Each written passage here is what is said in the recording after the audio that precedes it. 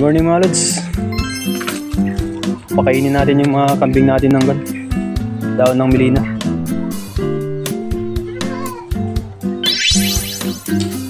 Yan sila mga lods.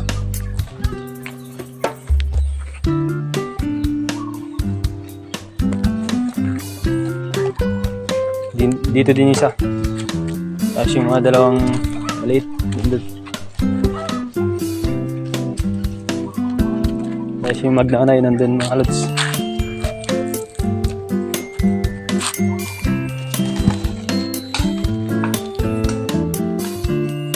Pinapakain natin ng daon ng milina kasi wala na masyadong dyan, mga damo.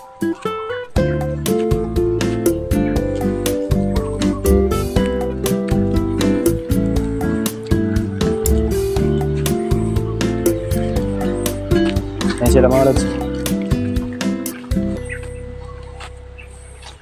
Ito yung inahin. Andun yung anak niya.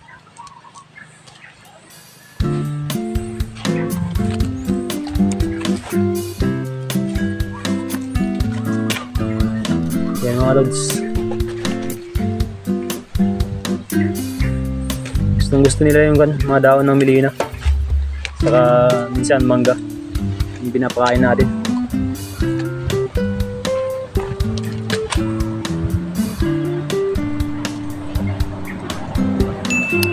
Thank you for watching.